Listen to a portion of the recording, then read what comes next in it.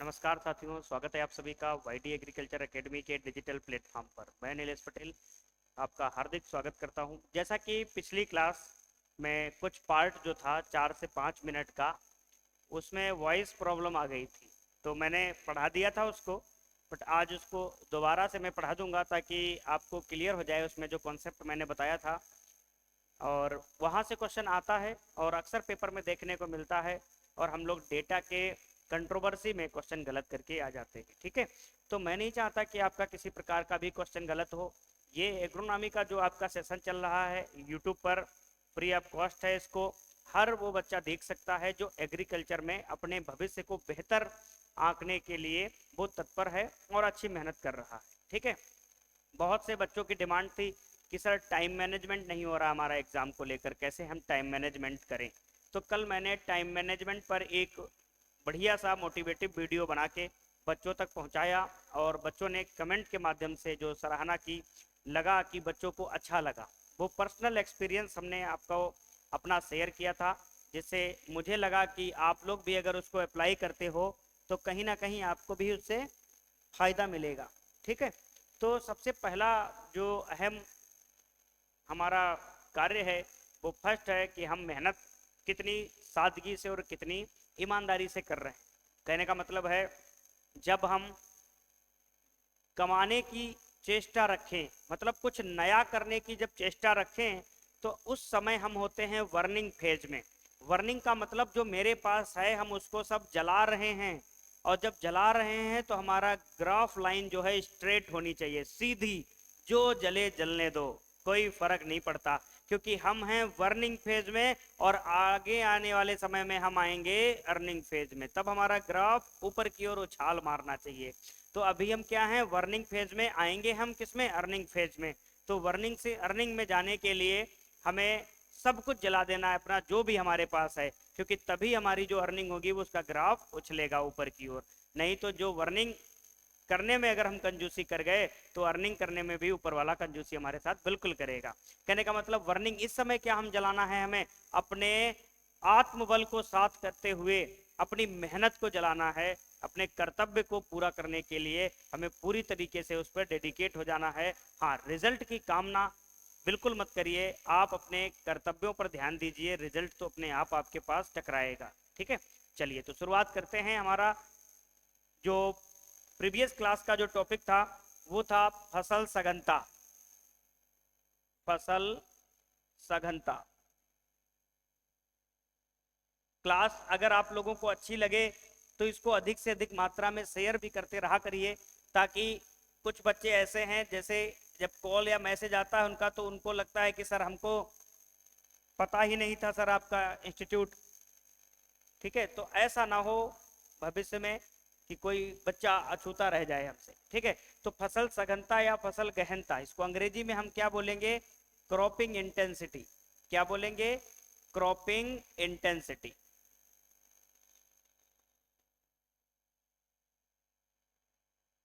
तो इसकी अंग्रेजी देख लिए हम लोग, अब इसके बारे में थोड़ा लिख लेते हैं।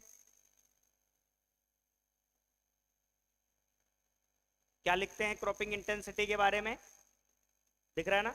ठीक, अब इसका पहले तो फॉर्मूला ही लिख लेते हैं हम लोग, फिर इसकी परिभाषा बता देंगे आपको।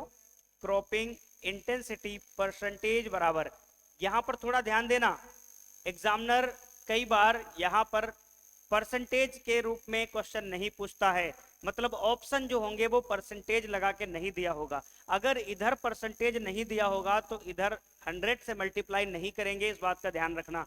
ठीक है, हम लोग क्या करते हैं, जल्दबाजी में रटते हैं क्वेश्चन को, और वहां देखते ही कुछ नहीं, 100 वाला भी टिक करके चले आते हैं। अगर इधर परसेंटेज देगा तभी हम 100 से इधर मल्टीप्लाई करेंगे, अगर इधर परसेंटेज लगा के नहीं दिया है तो सीधा हम लिख लेंगे कुल कृषि क्षेत्र बटे शुद्ध कृषि क्षेत्र। ठीक है, तो क्रॉपिंग इंटेंसिटी बराबर होता है कुल कृषि क्षेत्र, कुल कृषि क्षेत्र जिसको हम बोलते हैं ग्रॉस क्रॉप एरिया,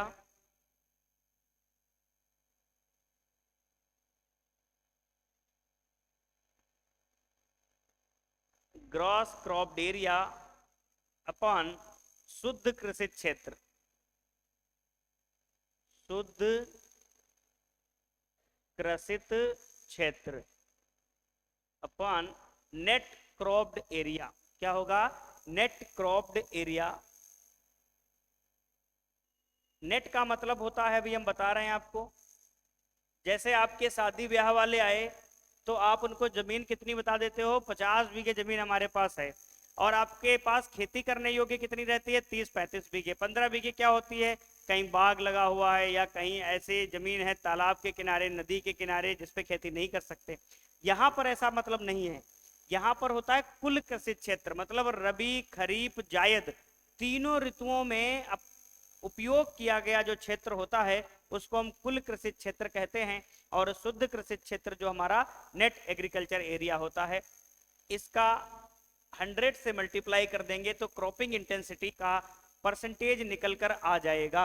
इतनी बात आपको समझ में आ गई। अब अगर इसकी परिभाषा पर हम ध्यान दें तो क्या होगा? कुल कृषि क्षेत्र और शुद्ध कृषि क्षेत्र के अनुपात को ही हम क्या कह देते हैं? फसल सघनता या फसल गहनता कह देते हैं। तो हमें नहीं लगता कि अब आपको परिभाषा लिखानी पड़ेगी, फॉर्मूला आपको याद है अगर, तो आप इसको अच्छे से कर जाओगे। अब हम बात करते हैं सीआई। तो सीआई हमेशा 100% से कभी कम नहीं हो सकती, तो नोट करके लिखना, 100% से कम नहीं हो सकती, नहीं हो सकती है। तो क्रॉपिंग इंटेंसिटी अगर पूछा जाए कि मिनिमम कितनी होती है तो 100 होती है। कितनी होती है? मिनिमम अगर क्रॉपिंग इंटेंसिटी की बात की जाए तो 100 होती है, कि 100 से कम तो नहीं हो सकती। तो इस बात का भी ध्यान रखेंगे पेपर में कि पूछ ले कि फसल गहनता या सघनता मिनिमम कितनी हो सकती है, तो 100 तक, 100 से नीचे नहीं, मतलब 100 से कम नहीं हो सकती है क्रॉपिंग इंटेंसिटी। अब हम थोड़ा बात कर लेते हैं कि जो खेती करते हैं हम, खेती पद्धति या हम फसल पद्धति की बात करते हैं, जो हम फसल लगाते हैं ना, क्रॉपिंग सिस्टम। अगर हम बात करें क्रॉपिंग सिस्टम, अगला जो चैप्टर आएगा हमारा सस्यन प्रणाली जिसको बोलते हैं, सस्यन प्रणाली, क्रॉपिंग सिस्टम। अब जो क्रॉपिंग सिस्टम हम लोग फॉलो करते हैं मोस्टली, तो वो दो प्रकार से हम लोग देखते हैं। पहले एक तो मोनोक्रॉपिंग। मोनोक्रॉपिंग मतलब हम एक ही फसल लगाते हैं। मोनोक्रॉपिंग मतलब एकल सस्यन। एकल सस्यन, जब एक खेत में एक ही फसल लगाई जाए तो उसे मोनोक्रॉपिंग कहते हैं। एक वर्ष में एक खेत में एक ही फसल लगाई जाए। तो मोनोक्रॉपिंग का जो सीआई होता है, क्रॉपिंग इंटेंसिटी परसेंटेज होता है, जब एक साल में एक ही फसल लगाई जा रही है तो कितना होगा? 100% होता है। कितना होता है?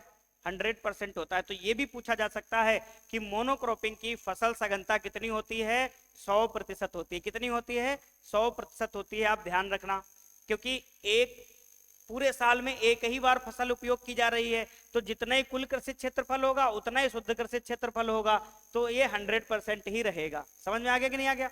दूसरा होता है मल्टीपल क्रॉपिंग। मल्टीपल क्रॉपिंग, अब आप समझ गए कि मोनोक्रॉपिंग का 100 होता ही क्यों है। अभी तक आप लोग पढ़ते होंगे कि मोनोक्रॉपिंग का सर 100 होता है, हमने पढ़ लिया। अब हमने बता दिया 100 क्यों होता है, क्योंकि एक वर्ष में केवल एक ही बार उसका उपयोग करना है, तो कुल भी उतना है, शुद्ध भी उतना। ठीक। तो मल्टीपल क्रॉपिंग का मतलब होता है बहुफसली सस्यन। क्या होता है? बहुफसली सस्यन। मतलब एक निश्चित क्षेत्र पर एक निश्चित समय अवधि में हम दो या दो से अधिक फसलों को एक साथ बोते हैं, उसको हम मल्टीपल क्रॉपिंग कहते हैं। इसमें बहुत सारे आयाम आ जाते हैं, मिक्स्ड क्रॉपिंग, इंटर क्रॉपिंग, ठीक है, सब इसी के टूल्स आ जाते हैं, रिले क्रॉपिंग वगैरह, सिक्वेंशियल क्रॉपिंग वगैरह, सब इसी में हम लोग पढ़ते हैं, मल्टीपल क्रॉपिंग में ही। तो मल्टीपल क्रॉपिंग का मतलब बहुफसली सस्यन। तो इसका सीआई परसेंटेज कितना होगा? तो इसका जो सीआई परसेंटेज होगा वो हमेशा 100% से ज्यादा होगा, क्योंकि यहाँ पर हम लोग दो से ज्यादा फसलें उगा लेते हैं या दो फसलें उगा लेते हैं। तो यहाँ तक उम्मीद करते हैं आपको सारे कॉन्सेप्ट समझ में आए होंगे, और यहाँ से पेपर में प्रश्न बनता है। ठीक, पेपर में जब प्रश्न बनेगा तो यहाँ से आपका क्वेश्चन नहीं गलत होना चाहिए। आप इसका फटाफट से अपने भविष्य के लिए स्क्रीनशॉट लेके रख लीजिएगा। फिर हम आगे बढ़ाते हैं, आपको आगे बताते हैं। इस पर एक न्यूमेरिकल भी आपको हम बताएंगे, आप इसको फटाफट से नोट करते रहिएगा।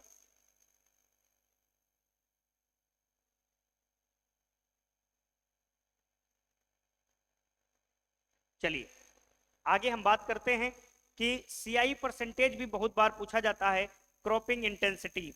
तो हम यहाँ पर शॉर्ट में ही लिखेंगे। अब आप समझ रहे हो कि क्रॉपिंग इंटेंसिटी हम क्या बता रहे हैं। क्रॉपिंग इंटेंसिटी प्रतिशत, इसको हम थोड़ी देर के लिए ब्रैकेट में बंद कर लेते हैं, ठीक है। अब क्रॉपिंग इंटेंसिटी प्रतिशत की अगर हम बात करें, एक तो विश्व लेवल पर बात करेंगे, दूसरा भारत लेवल पर बात करेंगे। तो विश्व में सबसे ज्यादा जो क्रॉपिंग इंटेंसिटी है वो किस देश की है? तो हॉलैंड की है। किसकी है? हॉलैंड। तो हॉलैंड के जो किसान हैं वो भूमि का बहुत अच्छा समुचित उपयोग करते हैं। यहाँ की जो क्रॉपिंग इंटेंसिटी है वो 236% है। कितनी है? 236% है। ध्यान देना। तो विश्व में हॉलैंड की सबसे ज्यादा क्रॉपिंग इंटेंसिटी, अगर पूछा जाए पूरे विश्व में सबसे ज्यादा क्रॉपिंग इंटेंसिटी किसकी है, तो हॉलैंड की है। अपने भारत की अगर हम बात करें तो भारत की क्रॉपिंग इंटेंसिटी कितना है? तो भारत की अगर हम बात करें ओल्ड डेटा की बात करें, हम ओल्ड डेटा क्यों लिखा रहे हैं?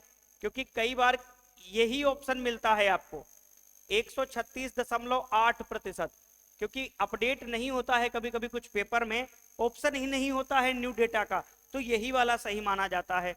परंतु अगर न्यू डेटा का ऑप्शन है आपके पास तो आप न्यू डेटा ही लगा के आएंगे, और हमें लगता है कि आपको न्यू डेटा वाला ऑप्शन 100% देखने को मिलेगा। तो कितना होता है न्यू डेटा? अमूमन 142%, 141.7 होता है। तो 142%, मतलब भारत की जो सस्य सघनता है वो कितनी है? 142%। कितनी है? 142%। अब हम भारत के केस में यहां पर बात कर लेते हैं कि भारत के केस में सबसे नंबर 1 पर कौन है। तो नंबर 1 पर अगर हम बात करेंगे तो पंजाब है। क्या है? पंजाब। तो पंजाब के जो किसान हैं वो भूमि का समुचित उपयोग कर लेते हैं, और पंजाब की जो क्रॉपिंग इंटेंसिटी है वो लगभग 186% है। कितनी है? 186% है। और उत्तर प्रदेश की जब हम बात करेंगे, उत्तर प्रदेश, क्योंकि उत्तर प्रदेश का एग्जाम है ये, तो ध्यान देना, उत्तर प्रदेश की जो क्रॉपिंग इंटेंसिटी है वो 157% है। और कुछ पुरानी किताबें जो ओल्ड डेटा है, जो ओल्ड डेटा है उसमें 155 भी मिलेगा आपको, और न्यू डेटा के अनुसार 157% का हम लोग डेटा देखेंगे, ठीक है। तो यहाँ पर हमने कुछ डेटाबेस पर बातें कर ली कि क्रॉपिंग इंटेंसिटी से सर क्या डेटा आ सकता है। तो ये जो हमने आपको लिख दिया यही आपको याद कर लेना, ठीक है। इससे ज्यादा आपको कुछ भी नहीं पढ़ना। मैं मैक्सिमम यहाँ पर आपको देने का प्रयास किया कि इतने से ज्यादा आ ही नहीं सकता आपके पेपर में, ठीक है। अब हम इस पर आधारित एक न्यूमेरिकल की बात करते हैं, क्योंकि एजीटीए को लत लग गई है न्यूमेरिकल पूछने की। 2018 के पेपर की ओर अगर रुक करके देखें तो न्यूमेरिकल आए हुए हैं, और बहुत से बच्चों की डिमांड है कि सर एक क्लास न्यूमेरिकल की कर लीजिए। तो एक नहीं बल्कि हम 2 क्लास न्यूमेरिकल की करेंगे, ठीक है। किसी संडे को मैं 2 क्लास आपको न्यूमेरिकल की 2 घंटे की क्लास एक साथ ही सारे न्यूमेरिकल को फिनिश कर दूंगा, चाहे वो न्यूमेरिकल वीट साइंस से हो, इंसेक्टिसाइड से हो, या फिर इरिगेशन से हो, किसी से भी हो, इल्ड से हो, सारे न्यूमेरिकल आपको 2 घंटे की क्लास में हम फिनिश कर देंगे। वो न्यूमेरिकल पर ही चर्चा होगी उस पर, तो थोड़ा उसके लिए प्रिपेयर भी होते रहिएगा। चलिए अब इस पर आता है प्रश्न।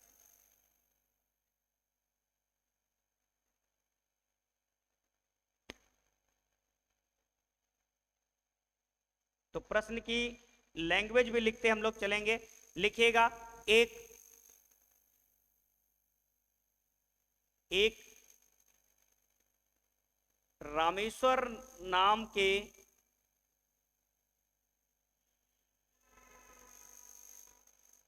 किसान के पास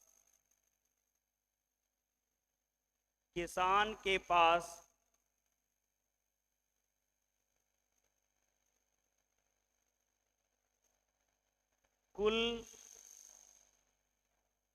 जमीन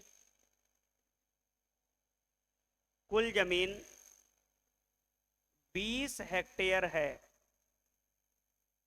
कुल जमीन 20 हेक्टेयर है, और यह किसान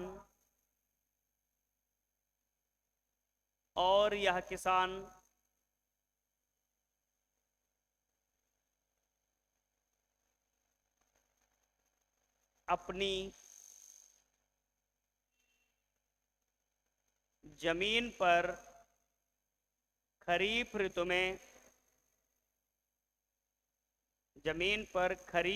में 15 हेक्टेयर खेत पर मक्का व रवि ऋतु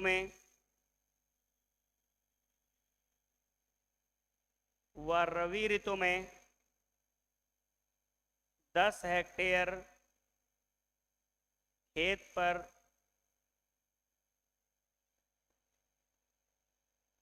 गेहूं तथा जायद ऋतु में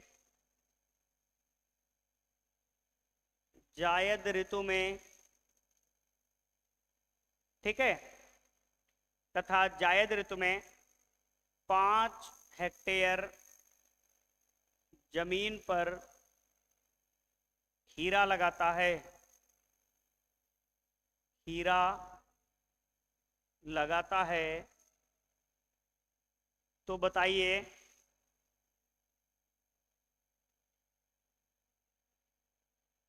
कि उस किसान की फसल सघनता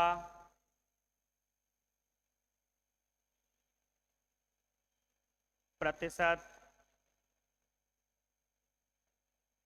तो बताइए उस किसान की फसल सघनता प्रतिशत कितनी होगी। ठीक है, ये हमारा है क्वेश्चन। अब इस क्वेश्चन से देखते हैं कि आंसर क्या आता है। ठीक है, इस क्वेश्चन को थोड़ा ऊपर स्क्रॉल करेंगे, यहां तक आ गया। अब देख रहा, ऐसा जब प्रश्न आए पेपर में तो हमें उसको कैसे लगाना है। तो सबसे पहले एक फॉर्मूला होता है क्रॉपिंग इंटेंसिटी परसेंटेज बराबर क्या होता है, खरीफ रवि जायद में उपयोग किया गया क्षेत्रफल, जायद में उपयोग किया गया क्षेत्रफल, उपयोग किया गया क्षेत्र, मतलब तीनों ऋतुओं में भी कह सकते हैं और खरीफ रबी जायद भी लिख सकते हैं। ठीक है, बटे कुल क्षेत्र, कुल क्षेत्रफल और कैसा, कृषित, ये नहीं अकृषित वाले की हम बात करें। तो कृषित क्षेत्रफल जो उसके पास कुल क्षेत्रफल होगा उससे हम 100 से मल्टीप्लाई कर देंगे। तो अब मान लो उसके पास क्या निकल कर आ रहा है, खरीफ में वो कितना बो रहा है, ध्यान देना 15 हेक्टेयर खरीफ में वो उपयोग कर रहा है, कितना 15 हेक्टेयर, और रबी में वो कितना उपयोग कर रहा है, 10 हेक्टेयर का उपयोग कर रहा है, कितना 10 हेक्टेयर का रबी में उपयोग कर रहा है। उसके बाद जायद में वो कितना उपयोग कर रहा है, 5 हेक्टेयर का उपयोग कर रहा है। और उसके पास कुल कितनी जमीन थी, तो उसके पास जो कुल जमीन थी वो कितनी थी, 20 हेक्टेयर थी ये कुल जमीन। तो सीआई परसेंटेज जब उसका निकालेंगे तो ऑब्लिक में 20 आ जाएगा इंटू 100। अब इधर हम निकाल देते हैं इसको, तो इसको जब जोड़ोगे 15 10 25 और 5 30, कितना आ जाएगा 30 और 20 इंटू 100। एक जीरो से एक जीरो कट गया और 2 से 10 काटोगे 5 और 30 से 5 का मल्टीप्लाई कराओगे तो कितना आ जाएगा, सीआई प्रतिशत बराबर 150%। तो सीआई कितना है, 150% निकल कर आया। अब दुनिया का कोई भी एग्जाम्पल आएगा इस सीआई से रिलेटेड तो हमें नहीं लगता कि आपका गलत हो जाएगा। आप वो यहाँ पर तीनों सीजन ना देकर 2 ही सीजन पूछ सकता है, वो 1 ही सीजन पूछ सकता है, उसकी मर्जी वो कितनी भी सीजन पूछे, मगर 3 से ज्यादा नहीं पूछ सकता क्योंकि उसके पास भी समस्या है, सीजन 3 ही हमारी। ठीक है, तो अब मैक्सिमम वो 3 सीजन का पूछ सकता है, मिनिमम वो 1 सीजन का भी पूछ सकता है। क्वेश्चन यही रहेगा, लैंग्वेज ऐसी रहेगी, बस वो अपनी भाषा थोड़े भाषा शैली बदल सकता है। तो आपको बस इतना याद होना चाहिए कि रबी खरीफ जायद में उपयोग किया गया क्षेत्र बटे कुल क्षेत्रफल जो किसान का है उससे हम मल्टीप्लाई कर देंगे, थोड़ी बहुत मैथमेटिक्स का उपयोग कर लेंगे, उत्तर हमारा आ जाएगा। ठीक है, आप इसका भी स्क्रीनशॉट ले लीजिएगा फटाक से। ये बहुत इंपॉर्टेंट क्वेश्चन है, आप इसको भूलेंगे नहीं। कभी भी क्वेश्चन आ जाए तो आप इसको लगा के रहिएगा, प्रैक्टिस करना है इससे रिलेटेड, आपका उत्तर कभी गलत नहीं होगा। चलिए अब हम बात करते हैं दूसरा जो हमारा पैटर्न आता है, फसल चक्र सघनता। वो फसल सघनता थी, ये फसल चक्र सघनता है। फसल चक्र गहनता या सघनता, फसल चक्र गहनता, जिसको हम बोलते हैं crop rotation intensity. Crop rotation intensity, क्या बोलते हैं? क्रॉप रोटेशन इंटेंसिटी, या इसको बोलते हैं सस्यानुवर्तन, सस्यावर्तन सघनता।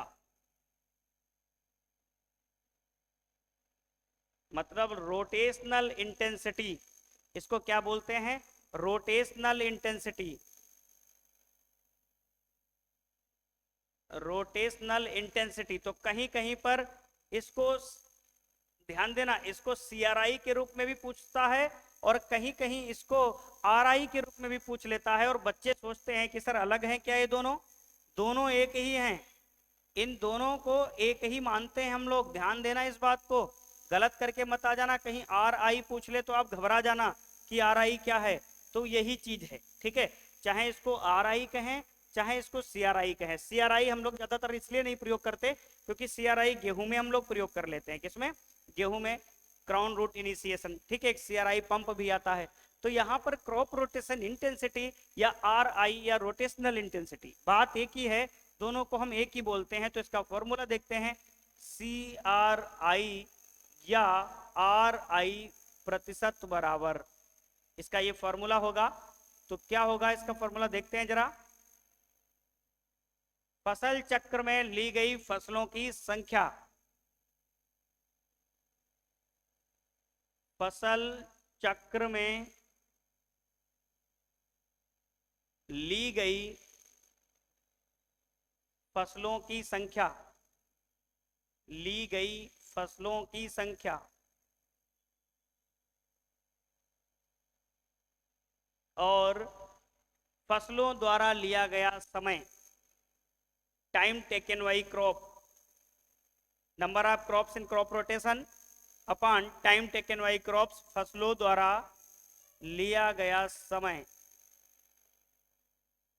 कि मतलब जो भी फसल चक्र अपना रहे हैं उसमें जो हम फसलें ले रहे हैं वो कितने समय में उपज अपनी दे रही हैं, तो उन फसलों के द्वारा जो लिया गया समय होता है वो हम किस में देखते हैं? वर्ष में देखते हैं, मंथ में नहीं।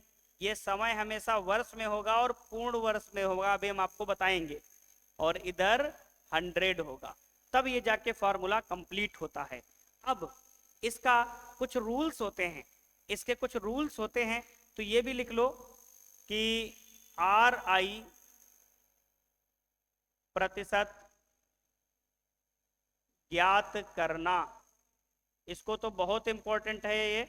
RI प्रतिशत ज्ञात करेंगे तो हम कुछ इसके रूल्स लिख लेते हैं, और जब तक रूल्स नहीं लिखेंगे तो हमें ये अच्छी तरीके से समझ में नहीं आएगा।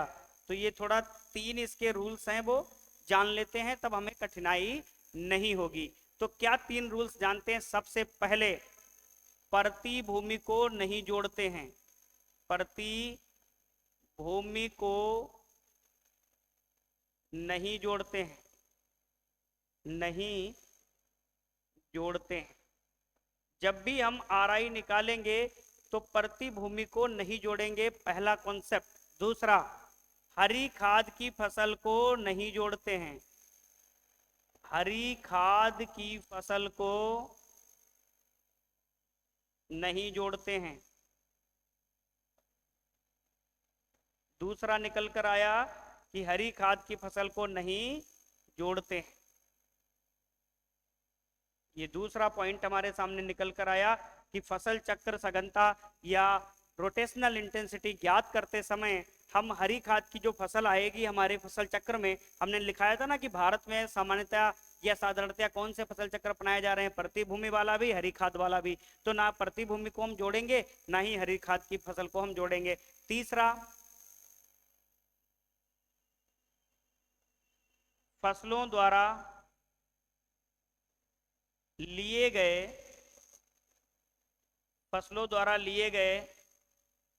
समय को पूर्ण वर्ष के रूप में लिखते हैं। पूर्ण वर्ष, जैसे 1, 2, 3, 4, 5, ठीक है। फसलों द्वारा लिए गए समय को पूर्ण वर्ष के रूप में लिखते हैं, पूर्ण वर्ष के रूप में लिखते हैं। मतलब मान लो कोई फसलें हैं वो समय ले रही हैं और 2 फसलों का समय हमने जोड़ा, 1 साल हो गया, और तीसरी फसल आ रही है जिसका 6 ही महीना हो रहा है, तो 1 साल 6 महीना नहीं लिखेंगे, हम उसको 2 साल लिख लेंगे, ठीक है। मतलब उस वर्ष को पूर्ण कर लेंगे, अधूरा अगर हो रहा होगा तो उसको हम कंप्लीट कर लेंगे, तभी हम सस्यन सघनता निकाल पाएंगे। एक और पॉइंट, आरआई निकालते समय जब कभी भी हम फसल पढ़ेंगे तो फसल में जैसे लिखा होगा ध्यान देना। जैसे उदाहरण के तौर पे मान लो मैं लिख दूं गेहूं प्लस सरसों, गेहूं प्लस सरसों, यहां पर एक ही फसल है। कितनी? एक ही फसल को गिनेंगे, एक फसल को गिनेंगे। कितनी? एक फसल को गिनेंगे। ध्यान देना, क्योंकि ये अंतरासस्यन में है। किसमें है? अंतरासस्यन में उगाई जा रही है और सरसों मुख्य फसल नहीं है, मुख्य फसल गेहूं है, तो इसलिए हम गेहूं को ही काउंट करेंगे। जहां प्लस वाला निशान मिले आप समझ लेना यहां पर सर एक ही फसल का काउंट होगा। दूसरा, एक तो ये उदाहरण हो गया, दूसरा आपको इस प्रकार से भी मिलेगा कि ज्वार ऑब्लिक बाजरा, मतलब यहां पर भी दोनों में से कोई एक उगाई जा रही है, दोनों नहीं, क्योंकि ये ओब्लिक का निशान लगा है, तो यहां पर भी क्या मानेंगे? एक फसल गिनेंगे, एक ही फसल गिनेंगे। अब जितने भी रूल्स बन रहे थे हमने आपको सारे रूल्स बता दिए, ठीक है। अब एक भी रूल्स ऐसा नहीं है जो आप आरआई निकालने में आपको कोई प्रॉब्लम हो। आरआई अब छोटा बच्चा भी निकाल देगा अगर ये रूल्स जानता है। कोई भी आपको एग्जाम्पल दे दिया जाएगा, उसमें ये चीजें आपको देखनी पड़ेंगी, इन चीजों के बाद आप ये एग्जाम्पल को लगा पाओगे अच्छे से, ठीक है। अब अगला प्रहार आरआई परसेंटेज निकालने पर ही होगा, तब तक आप इसका स्क्रीनशॉट ले लीजिएगा, ठीक है। फटाफट से आप इसका स्क्रीनशॉट ले लीजिएगा।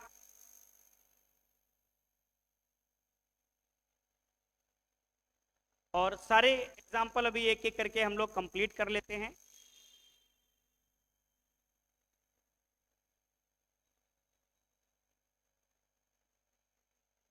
ये आपको ध्यान देना है कि आरआई कभी भी निकालने के लिए एग्जामिनर दे दे तो हम सबसे पहले जल्दबाजी नहीं करेंगे, हड़बड़ी कोई नहीं करेंगे। पेपर में बहुत सारा समय मिलता है हमको अपने क्वेश्चन को जज करने के लिए। अगर जल्दबाजी किए तो फिर खतरनाक हो जाएगा आपके सामने। आप बहुत जल्दी में देखते हैं, प्लस और ऑब्लिक का निशान ही नहीं देखते हैं, आप फसलों को जोड़ के निकाल देते हैं। हम इसलिए ये बताए क्योंकि मेरे पास बहुत बच्चों का डाउट है। वो कुछ बच्चे 9990 वाली एक बुक आती है यूथ कंपटीशन की, उसमें से बहुत से बच्चे ने हमें फोटो खींच के भेजा कि सर देखिए यही जस्ट एग्जांपल, इससे पहले कुछ और आंसर आया, बाद में कुछ और आंसर आया, ठीक है। हाँ, उनका कहना सही था क्योंकि उस बुक में कहीं ना कहीं वो एरर था, आंसर को लेके एरर था, क्वेश्चन गलत नहीं था, ठीक है। क्योंकि ऑब्जेक्टिव बुक है, आंसर को लेके एरर हो सकता है, ठीक है। उसमें किसी भी राइटर, किसी भी पब्लिशर की गलती नहीं होती है, वो एक टाइपिंग मिस्टेक बस होती है, ठीक है। तो अब हम देखते हैं कि अगले कुछ एग्जाम्पल्स की ओर चर्चा करते हैं। तो हम निकालते हैं आरआई प्रतिशत, ठीक है। तो कुछ फसलों का आरआई प्रतिशत निकालेंगे। उदाहरण, आरआई प्रतिशत। अब आरआई प्रतिशत निकालने के लिए हम देखेंगे कुछ फसलों को, और ध्यान देना ये जो मैं एग्जाम्पल लगा रहा हूं यहीं तक सीमित मत रह जाना। कहने का मतलब है आप अपने मन से प्रैक्टिस करना और देखना कि क्या हमसे उत्तर आ रहा है कि नहीं आ रहा है। जैसे हमने लिखा प्रतिभूमि, प्रतिभूमि के बाद हमने क्या लगाया, धान लगाया, पहला एग्जाम्पल। दूसरा एग्जाम्पल, हरी खाद के बाद हमने क्या लगाया, हमने बाजरा लगा दिया, ठीक है। उसके बाद तीसरा हमने क्या लगाया, धान, फिर गेहूं लगा दिया हमने। अब इन सब का हम सीआई या सीआरआई या आरआई परसेंटेज ज्ञात करने के लिए बोलेंगे। फिर हमने मक्का लगाया, मक्का के बाद हमने सरसों लगा दिया, और सरसों के बाद हमने मूंग लगा दिया। इस एग्जाम्पल में बहुत से बच्चे गलती करते हैं, ध्यान देना थोड़ा। 5 नंबर पर हम देख रहे हैं, हमने बाजरा लगाया, ठीक है। उसके बाद हमने मटर लगा दिया, फिर हमने गन्ना लगा दिया, इसका भी हम लोग देखेंगे। 6 नंबर पे हम लोग देखेंगे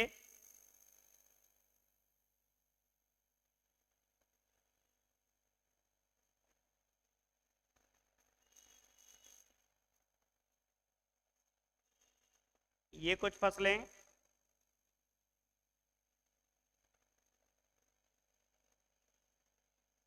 ठीक है। 7 नंबर पे आपका आ जाएगा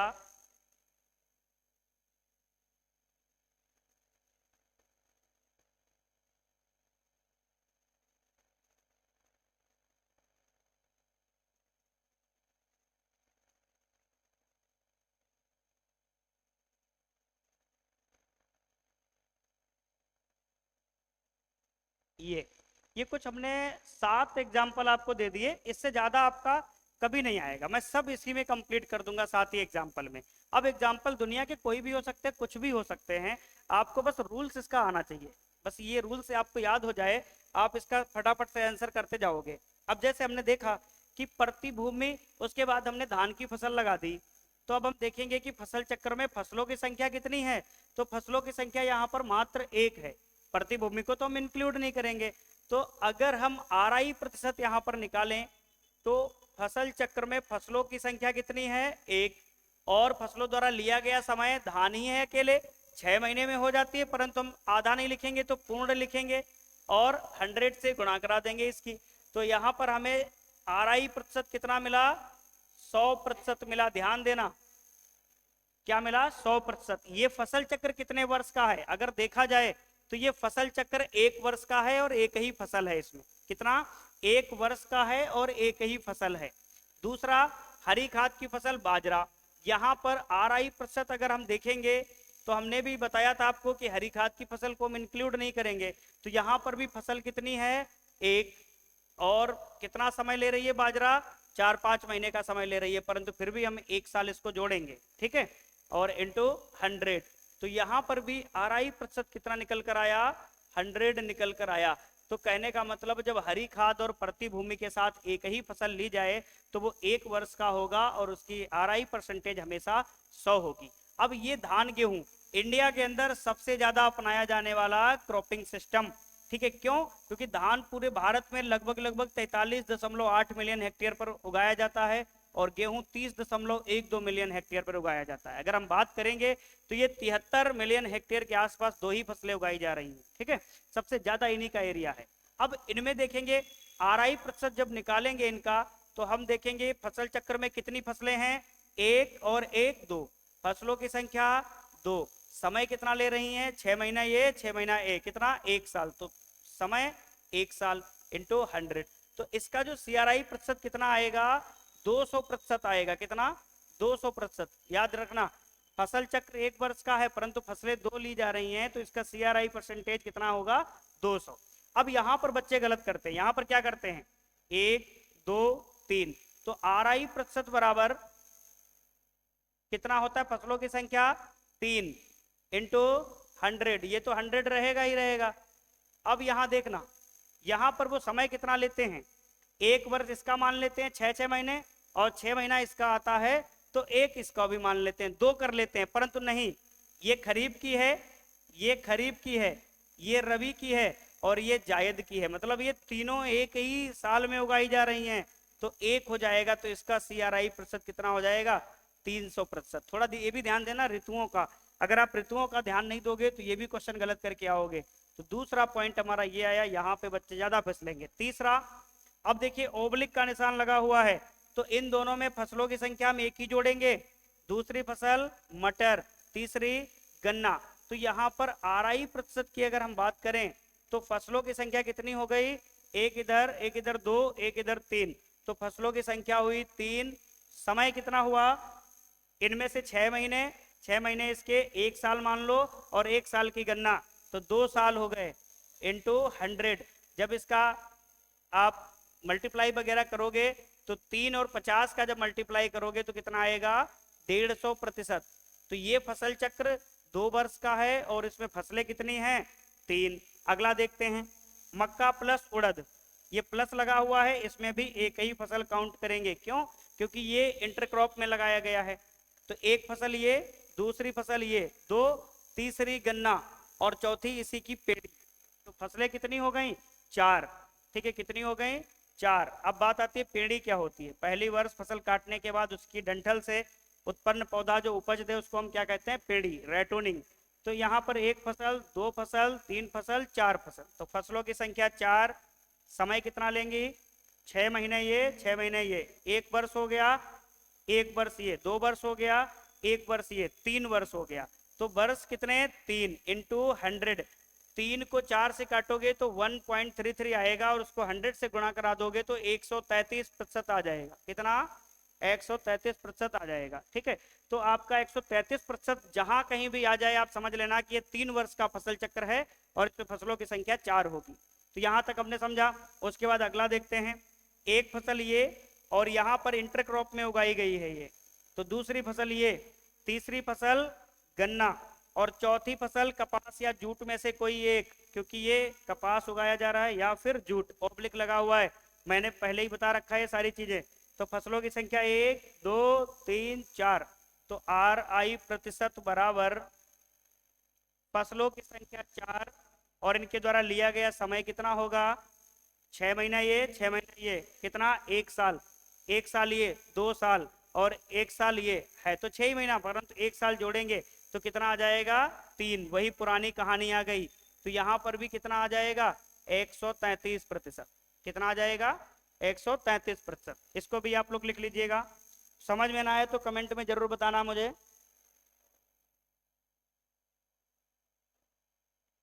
अब असली कहानी तो यहां से स्टार्ट होगी, जो अभी तक आप लोगों ने शायद नहीं पढ़ा होगा, वो चीजें हम आपको बताने वाले हैं।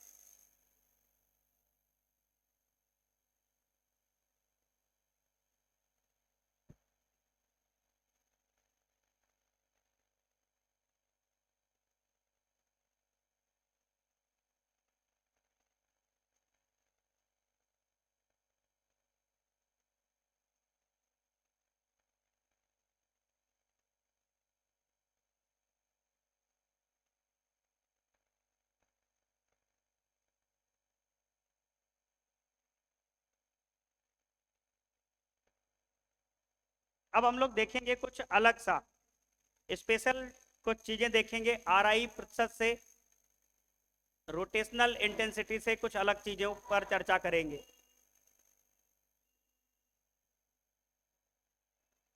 यहां से जब प्रश्न आएगा तो ये मान के चलो, नॉर्मल अगर आप पढ़ाई कर रखे होगे तो आप सही नहीं कर पाओगे क्वेश्चन यहां से।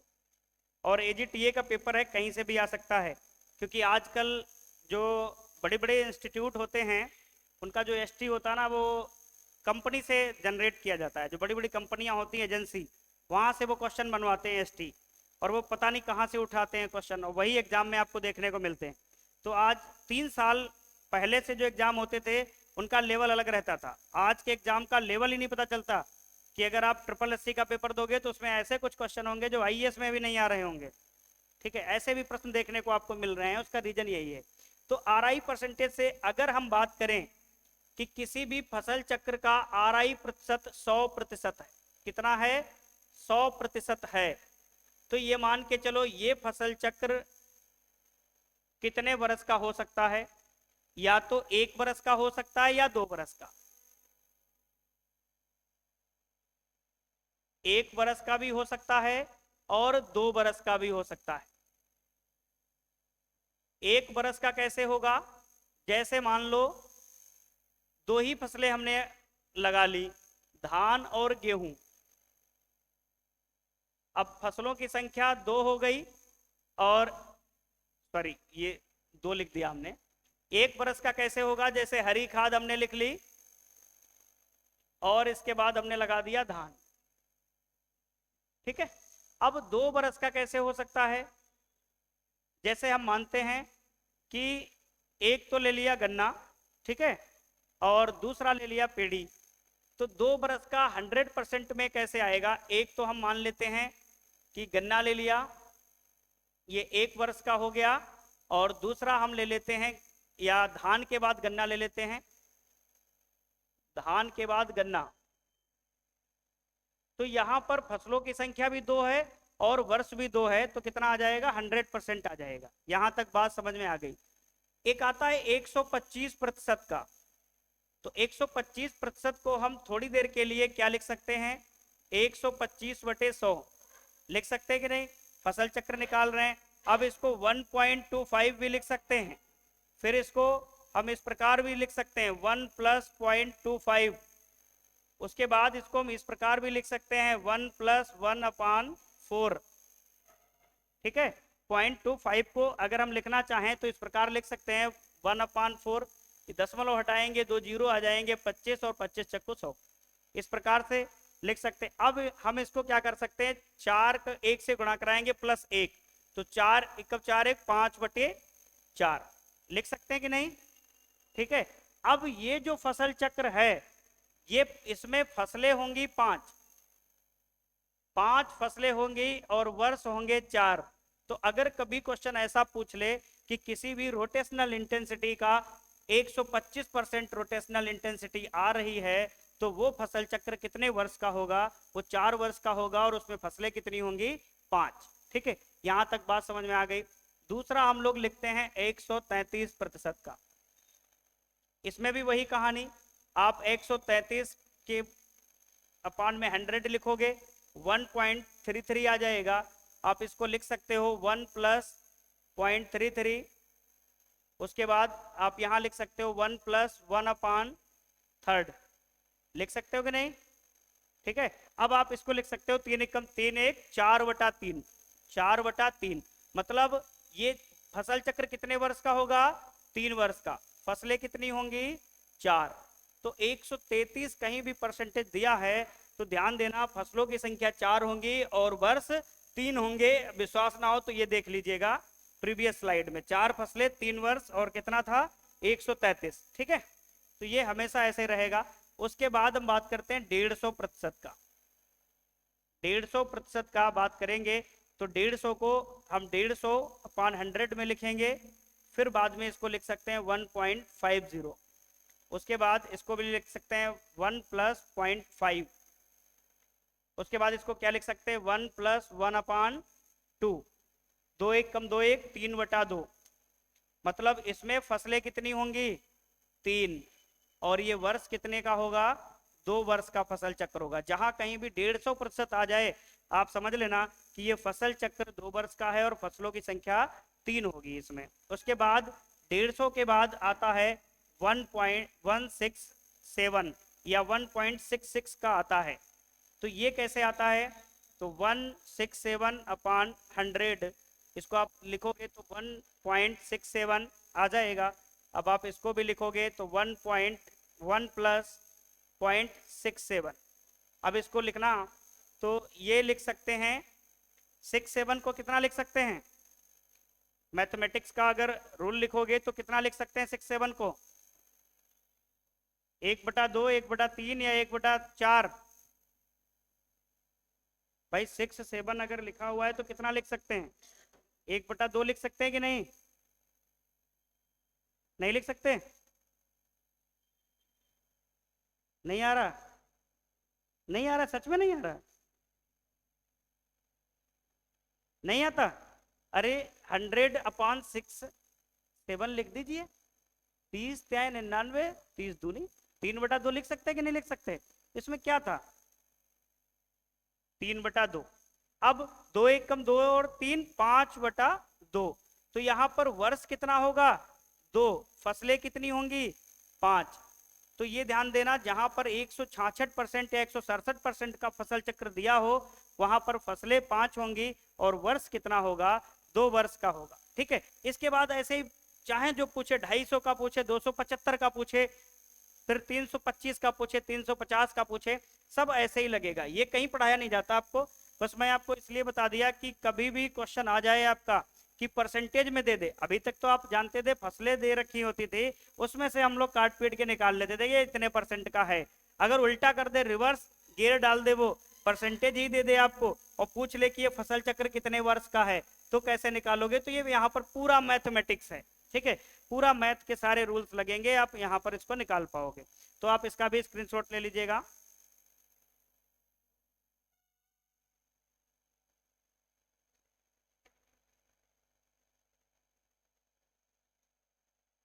और एक विशेष सूचना ध्यान देना, जैसे गन्ना और गन्ना पेड़ी, गन्ना और गन्ना पेड़ी को अगर एक साथ दिया हुआ है गन्ना और उसके बाद पेड़ी, तो 2 वर्ष काउंट करेंगे। केवल पेड़ी दिया हुआ है तो 1 वर्ष काउंट करेंगे।